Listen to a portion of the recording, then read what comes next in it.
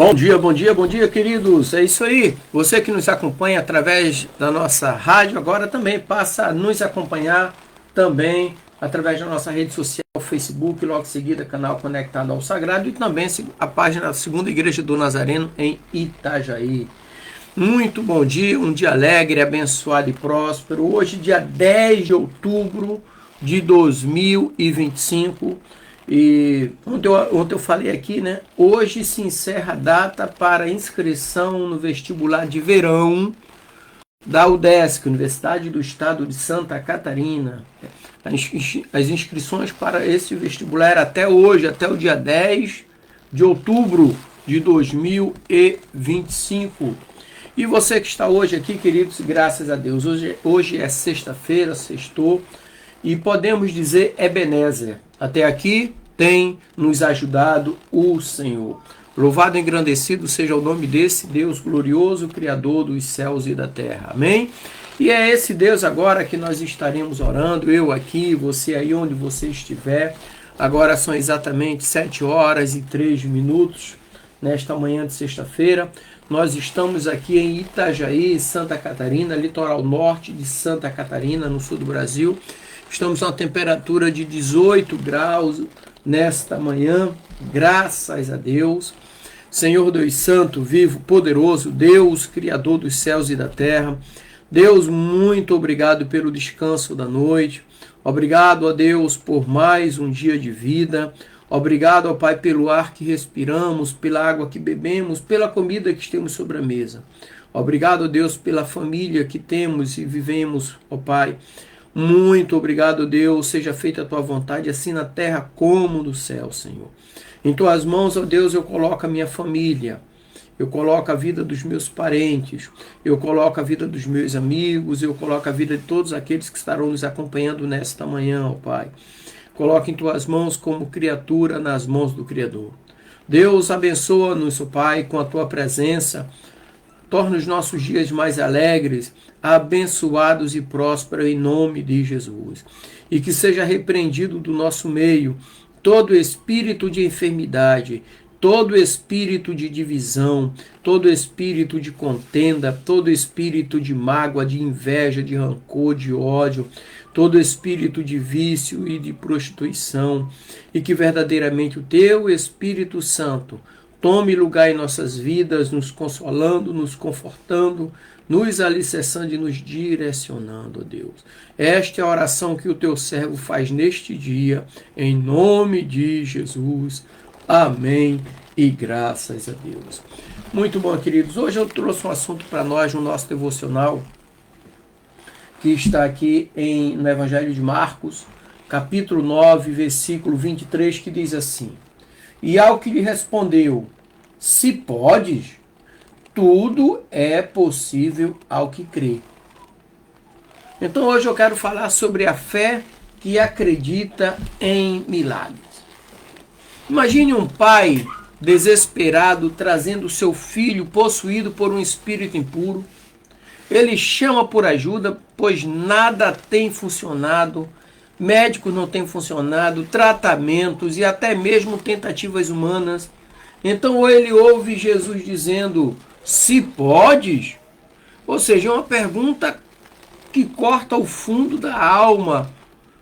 E a resposta de Jesus é, tudo é possível ao que crê. Então essa cena nos desafia. Qual é a qualidade da nossa fé? Estamos realmente acreditando na possibilidade do milagre? Então hoje nós vamos explorar o que significa ter uma fé que acredita em milagres. E nós vamos fazer isso fundamentada neste texto. Porque é comum a gente ouvir as pessoas, ora por mim que eu estou passando por isso. No outro dia a mesma coisa, no outro dia a mesma coisa. E a situação nunca muda porque a pessoa não tem fé. Ela não tem fé nem para orar. Entendeu? Ela não tem fé nem para orar. Porque a pessoa que tem fé, ela tem fé para orar, para falar com Deus. E tem pessoas que pedem para as outras orarem por ela, mas ela não tem fé nem para orar. Sabe? Porque a oração não é gritar, não é... Meu, oração é no teu quarto em silêncio. Jesus recomenda a melhor oração é entrares no teu quarto, fechar a porta do teu quarto e orar ao Pai. E o Pai que ouve em silêncio te ouvirá. Não é orar lá no púlpito, não ora-se também, mas Jesus recomenda aquela oração no quarto, em silêncio, só a pessoa e Deus. Então, se a pessoa não tem fé nem para isso, ok? Marcos 9:23 está situado em um momento de grande atividade ministerial de Jesus. Ou seja, após a transfiguração, quando ele desce do monte e encontra uma multidão ao redor dos discípulos que estavam incapazes de expulsar um espírito de um menino. Então a expressão tudo é possível àquele que crê reflete uma cultura judaica que valorizava a fé e a confiança, né, em Deus. Então naquele tempo, milagres eram sinais do poder divino, ou seja, utilizados por Deus para confirmar a sua mensagem, a sua autoridade. A sociedade judaica tinha uma expectativa messiânica e aguardava um Salvador que realizaria milagres e sinais.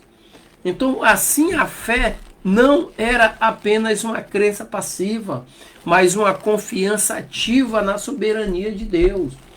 Então, isso serve para os nossos dias hoje. Os milagres estão à disposição daquele que crê. Então, no cerne dessa passagem, encontramos duas palavras-chave: poder e crer. Então, a palavra poder, do grego dunamis, né, aponta para a capacidade de Deus de realizar o impossível. Já a palavra crer, que é o pisteuo do grego, implica numa confiança firme, uma entrega total à soberania de Deus, ou seja, não duvidar. Jesus não afirma que qualquer coisa será possível para quem desejar, mas ele afirma para quem crer. Então isso revela que a fé é o canal pelo qual o poder de Deus se manifesta. Além disso, a frase sugere que a limitação não está no poder de Deus. A limitação está na fé do homem. Então a verdadeira fé é aquela que acredita mesmo diante das circunstâncias impossíveis. Ou seja, na capacidade de Deus agir. Então a fé a fé é justamente isso, é acreditar na capacidade de Deus agir. Agora, sem a fé é impossível agradar a Deus. E a fé sem obras, ela é morta. O que é que eu estou fazendo com a minha fé para movimentar o agir de Deus? Ok? Então, quando a gente começa a fazer uma exegese exaustiva do texto de Marcos 9:23, aí esse se podes, só a palavra poder é dunamis, mas o se podes é eidunas, ou eidunas, do grego, né? Que é uma expressão que reflete dúvida ou questionamento do Pai. Se podes. Então Jesus responde de forma afirmativa, desafiando essa dúvida. Ou seja, a palavra podes indica capacidade, poder, habilidade. E Jesus afirma que a capacidade de Deus não tem limite. Ou seja, Deus faz além daquilo que pedimos com fé. Deus faz além daquilo, porque Deus vê a nossa necessidade, Deus vê se nós merecemos só aquilo ou mais do que aquilo. E logo em seguida Jesus diz, tudo é possível. Ou seja, ele diz panta dunaton, do grego. Ou seja, panta é tudo. Reforça a abrangência do poder divino. E o possível, que é o dunaton, indica aquilo que pode acontecer, que está ao alcance de Deus. Então a combinação mostra que nenhum limite humano ou circunstancial impede o que Deus pode fazer. Porque ele é onipotente, ele pode todas as coisas. Nada está fora do alcance de Deus. Tudo está ao alcance de Deus. Aí ele diz assim, aquele que crê, que é o ho pisteus do grego, ou seja, o sujeito da fé, aquele que confia plenamente em Deus. Então a palavra crer, aqui nesse texto, está no presente, indicando a fé contínua, não momentânea. A nossa fé, ela é contínua, não é momentânea. Então, o outro interessante aqui é que no grego original, entra até com uma curiosidade, né? O verbo pisteuo está na voz ativa, indicando uma confiança ativa, uma entrega pessoal que reconhece a soberania de Deus. Outra curiosidade é que na narrativa, o pai reconhece a dificuldade da sua própria fé. Ou seja, ele estava pedindo ajuda. E em Marcos 9:24, que diz assim, ajuda a minha incredulidade.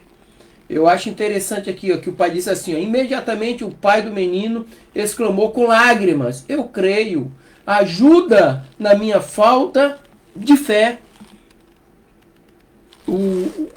Eu acho interessante quando Jesus manda a gente orar no quarto em silêncio, que é justamente para nós dependermos diretamente de Deus com a nossa fé. Não dependemos de outras pessoas para orar por nós. As pessoas vão orar em momento de dificuldade, de luta, claro que vão. Mas Jesus, ele diz assim, a tua fé te salvou. A tua fé te curou. Ok? Então, é interessante isso aí. Por quê? Porque aqui quando ele diz assim, ajuda na minha incredulidade, isso revela que a fé pode ser frágil, mas também pode ser fortalecida por Jesus, não por outros homens. Paulo dizia assim, quando eu pensava que estava forte, eu estava fraco. Mas quando eu pensava que estava fraco, eu estava forte. Por quê? Deus falou para Paulo assim, dizendo, olha, a minha graça te basta. Aí Paulo diz, hoje eu não vivo mais, mas Cristo vive em mim. Então, a fé e o milagre é algo muito pessoal, íntimo, entre você e Deus. Mateus 17:20 diz assim, se vocês tiverem fé do tamanho de um grão de mostarda, podereis dizer a este monte, levante-se e vá para o mar, e ele lhe obedecerá. Então, nessa passagem aqui de Mateus 17:20, Jesus reforça que até uma fé pequena, mas verdadeira, genuína, é suficiente para milagre. Não é aquela fé de fariseu, de bater no peito, de gritar, de falar e, sabe, de chorar.